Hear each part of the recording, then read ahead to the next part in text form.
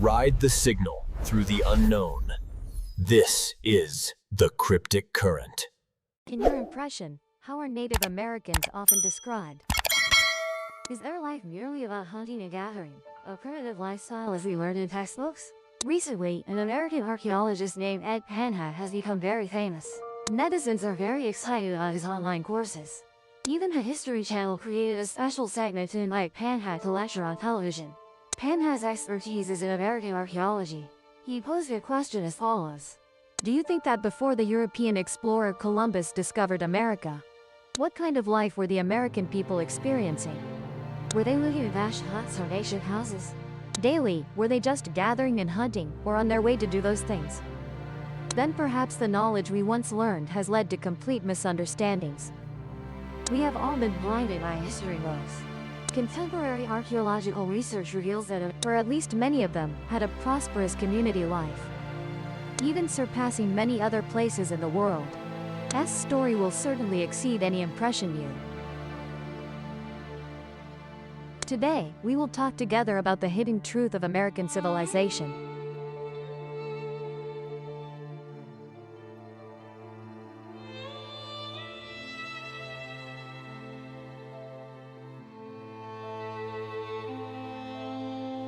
Hello everyone, I am Mr. B. In 1950, a Mexican named Luli led a group traveling day and night through the wilderness to reach a place called Palenque. Palenque is located on the Yucatan Peninsula in Mexico, covered by shrubs and dense forests, a wild land that even locals rarely visit. So why did Mr. Luli come to such a desolate place? Because for a long time, on the Yucatan Peninsula, the legend has been passed down as follows. It is said that beneath Palenque is full of gold. In the 18th century, the Spanish came to the Yucatan Peninsula and heard this story. When the excited Spanish dug up the area, they only found a dense forest. With eagerness to find treasure, these Spanish cleared a patch of land, but only found remnants left behind. A few large structures buried in the ground, a pile of ruins with nothing but stones and dirt. So, the disappointed Spanish named it Palenque, meaning fortress. Later, archaeologists and historians visited the ruins of this fortress and reached a common conclusion. This was a Mayan indigenous settlement around 2,000 years ago, very small in scale, only a few thousand people, not worth mentioning. Thus, a firm conclusion that Palenque is a low-quality product in the archaeological world, not worth exploring. Luli came here in 1950. He was also an archaeologist, but he didn't believe those unconvincing conclusions. Personally, Luli believed that legends are not baseless. In Palenque, there must be buried secrets that people don't know about. He hoped to find real gold, which is the buried civilization. Fortunately, Luli received a large archaeological grant from the Rockefeller Foundation. And so, with both money and a team, Luli decided to go to Palenque to fulfill his dream. The archaeological team stationed at Palenque dug continuously every day, clearing the ruins of the largest structure among them. After 3 months of hard work, Luli was amazed to discover that the towering pile of earth was actually a temple. This temple was built on a towering pyramid. The pyramid's construction method matches the consistent architectural style of the Maya, with a snapped shape and a base length of 65 meters. The temple was built on top of the 9-tier pyramid, clearly visible with incredibly lavish decorations inside. On all 4 walls, there were murals, but due to the long time, most of the murals had peeled off. On the back wall, there were 2 giant gray stone slabs, with hundreds of neatly carved Maya hieroglyphs. Luli intently gazed at the wall carvings. Although he didn't understand a single word, he knew his judgment was correct. Civilization is the existence. Palenque truly was a place once full of gold. But whose civilization this belonged to, at that time, no one knew yet. Just as Luli was engrossed in admiring these hieroglyphs, he suddenly stumbled and nearly fell at his feet. After careful observation, it turned out that beneath the temple floor there was a huge stone slab that wasn't level. He was about to leave when he suddenly noticed something strange about this stone slab. This huge stone slab was polished from a monolithic rock, with an area of about 1 square meter. There were 2 holes on both sides. Could this stone slab be lifted? Luye asked his assistant to bring 2 steel bars to insert into those 2 holes. The 2 of them joined forces, counted 1, 2, 3, and lifted the stone slab, revealing something underneath. Luye's eyes widened as he saw beneath the stone slab a staircase leading inside the pyramid. Luye and his team were overjoyed. With a secret door, there must certainly be some secret. They knew that at the end of this staircase probably lay many shocking secrets waiting to be discovered. However, the stairway passage had rubble and broken bricks, as if someone had deliberately blocked the way. Luye's team proceeded carefully, and it took them 3 years to clear the staircase and its connecting passage. At the end of the narrow passage, everyone saw a crude stone coffin. When opened, it contained 6 bodies. Of course, Luye didn't believe it. The Maya had expended so much effort to fill the passage length. Could it be just to place a stone coffin full of corpses at the end of the tunnel? This thing was probably only used to deceive others. So Luye carefully searched the tunnel walls to see if there was anything else unusual. Sure enough, he discovered an abnormal triangular stone slab. Luye and his assistant moved the stone slab aside and saw a scene that astonished everyone. Behind the triangular stone slab was a spacious domed tomb, with a huge stone coffin placed in the middle. The coffin was polished from a monolithic limestone block, with the lid alone weighing 5 tons. The exquisite carvings on the coffin lid stunned the archaeological team. They were carved very intricately and delicately, not inferior to modern art. The archaeological team used modern machinery to open the coffin lid. They saw a skeleton wearing a jade mask inside. Around the skeleton were placed many jade and jewel burial objects. Later, the identity of this skeleton was deciphered. This was Pakal II, the king of the Palenque region. This entire pyramid was his tomb. Luye's discovery in the 1950s could be said to be shocking, because most scholars at that time believed that before the Spanish entered the Yucatan Peninsula, the indigenous Maya civilization in Mexico had nothing remarkable. It was merely a primitive tribe, having nothing to do with writing or civilization. However, the appearance of the pyramid tomb of the Palenque king shocked the world. Everyone exclaimed in surprise. It turned out that before Europeans discovered America, the indigenous North American civilization had developed to such a high level. Later, Luye also excavated a palace-like structure near the pyramid, called the Palenque Palace. The palace was built on a platform 100 meters long and 80 meters wide. On the platform was built a 15 meters high stone tower for astronomical observations. There were also countless courtyards, verandas, and living rooms. The rooms were decorated with magnificent reliefs. Luye believed that this magnificent palace was probably the place most valued by the Maya. The observatory was used for sacrifices and observing celestial phenomena. Luye believed that around the observatory, they would likely find the extensive residential area of the ancient Palenque people. But unfortunately, he no longer had the opportunity to witness this, as by 1979, Luye had passed away. Later historians based on his discoveries, combined with remaining ruins in other areas, deciphered part of the ancient Maya hieroglyphs and part of Palenque's history. Based on the hieroglyphic records in the tomb of the Palenque king, Palenque was a city-state on the Yucatan Peninsula, similar to ancient Greek city-states. The first king of Palenque, calculated in common era years, ascended the throne in 2325 BC, over 4,300 years ago. In the text, the inscription said he had lived 795 years. This number is much lower than the Sumerian king of over 20,000 years, but is still a strange case in history. Similar to the character Peng Zhu in Chinese history that he once mentioned, who also lived nearly 800 years. The owner of the pyramid tomb was the 18th king of Palenque. During his reign, Palenque experienced unprecedented prosperity and had many trade transactions with neighboring city-states. At the same time, wars between city-states also occurred. So how large was this city? Currently, the Palenque Historical Park, regulated by the government, covers an area of approximately 20 square. This scope was not arbitrarily determined but based on the widest limits of the monument area. According to the results of over 10 years of archaeological surveys, Palenque was a city with planning that rivaled modern cities.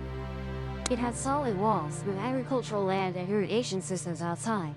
Inside the city were large residential areas, streets, temples, palaces, where noble families lived.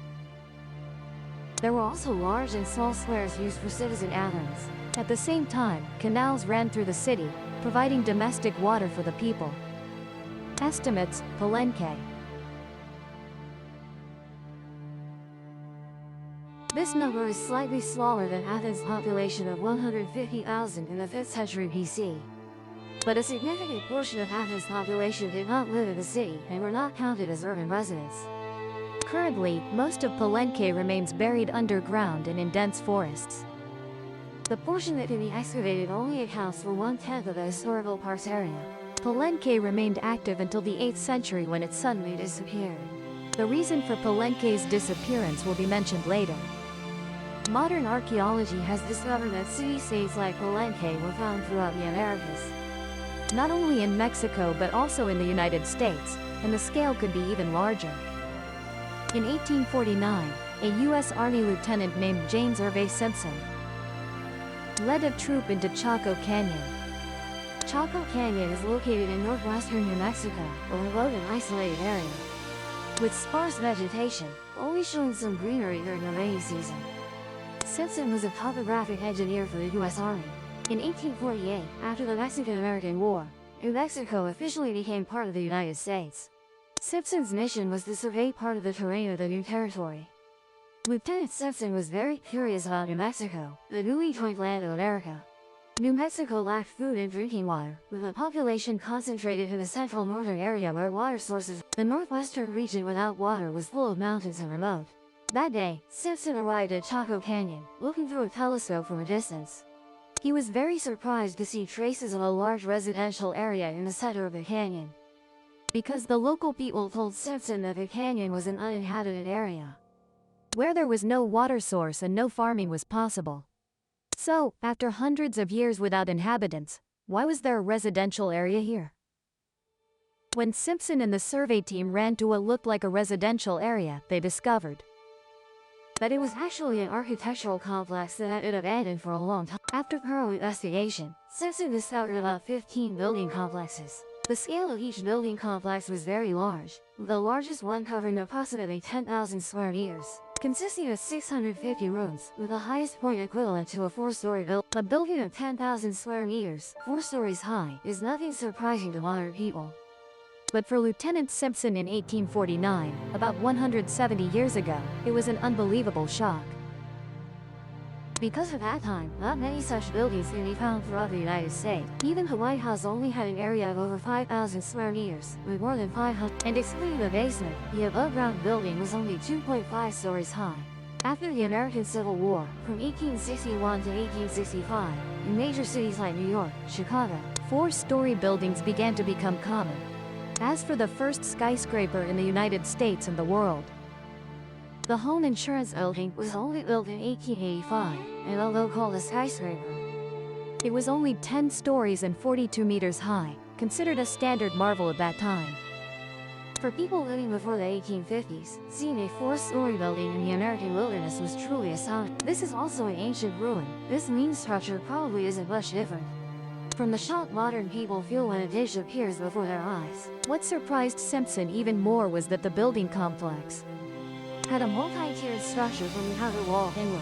The outer wall was 91 centimeters long, made of brick. The buildings inside the wall were very diverse, with structures resembling ancient arenas, including small residential houses and even a square. Later, 21st century architects used computers to reconstruct the original shape based on the foundation of the ruins, which looked like this. Clearly, this is a modern high-end residential area called condo in North America. One can imagine how surprised Simpson was at that moment. He immediately reported his discovery to the government and named the canyon Charcoal Canyon. From then on, many archaeologists came here to study and concluded these were residential ruins built by the indigenous Pueblo people. They imagined the scene at that time looked like this. 2,000 years ago, Charcoal Canyon was still lush and green, and the Pueblo people had settled here early. They built extensive residential areas and farmland. But since after the 12th century, due to climate change, Charcoal Canyon experienced severe drought for 50 years. The Pueblo people were forced to leave their homeland, taking their advanced construction techniques with them to other places. They found new water sources and built complexes. Not only did the indigenous people of the western U.S. develop civilization, but indigenous people elsewhere were no less advanced. Ben Hatt, the archaeologist mentioned at the beginning of the video, said, "Recently, archaeologists have discovered houses and large pyramid-shaped apartments built by indigenous people thousands of years ago in the Midwest, east, and south of the U.S. Inside were spacious, bright rooms with buildings connected to each other, forming residential communities and cities. Surrounding them were commercial centers. Within the cities there were streets and large squares for gatherings. Outside the cities were fertile fields and irrigation canals." Ben Hatt called this culture the Mississippi culture. He said its level of complexity far exceeds our imagination. Indigenous chiefdoms formed a vast trade network, stretching from the Rocky Mountains north to the Great Lakes, south to the Gulf of Mexico and the Atlantic Ocean to the east. They traded various goods, including copper crafts, tools, furs, bone products, food, weapons, and even pet trading. In other words, before Columbus arrived, indigenous people had prosperous lives, living in spacious houses with abundant food and drink, sufficient provisions, and no worries. But later, due to climate change, some places were no longer suitable for farming, so they were abandoned, like Chaco Canyon in New Mexico. More frighteningly, when Europeans came to America, they brought viruses like measles, smallpox, and they spread through the existing trade network. The spread between cities and chiefdoms caused many indigenous people to die. The societies of the chiefdoms and city-states collapsed. Therefore, the truth is very likely that 2 to 3 centuries before Europeans penetrated the Americas and witnessed the civilization of indigenous peoples, the native city-states had already fallen into ruins. What the Europeans saw was an indigenous civilization that had severely degenerated. In less than 2 centuries, the indigenous population had decreased by about 95%, so the few survivors of the epidemics were forced to flee, losing their infrastructure, modern production tools, and social organization, had to return to a nomadic life of fishing, hunting, and gathering. By the time large numbers of Europeans advanced into the American interior, they saw this, thinking this was the living condition of indigenous people from ancient times to the present, thinking they were originally primitive tribes and thus recorded it all in textbooks. Netizens, after listening to the dance song, suddenly became enlightened. But what people were even more concerned about was, where did these indigenous people and Mayans come from? Why did they have such a developed civilization? A researcher named Eric von Daniken firmly believed that the indigenous civilization of North America was brought by people from another planet. The evidence Daniken presented includes, in Mayan sculptures, there is a recurring theme, which is many character figures wearing what resembles breathing masks, even astronaut helmets on their heads. One clearest example is the stone carving on the sarcophagus of King Pakal of Palenque, which we have mentioned before. The relief shows King Pakal wearing an oxygen mask on his face. He is sitting on a chair resembling a control seat. The entire relief suggests that King Pakal seems to be sitting in a rocket returning to outer space. Although Daniken's conclusion is sensational and has a somewhat fictional flavor, archaeologists truly also don't know where the Mayans obtained such rich astronomical knowledge. For example, they had a very advanced solar calendar. Mayan culture itself believes that a feathered serpent deity descended from the sky taught the Mayans knowledge in areas such as astronomy and architecture. In short, deciphering the historical origins of North American indigenous people remains a difficult problem.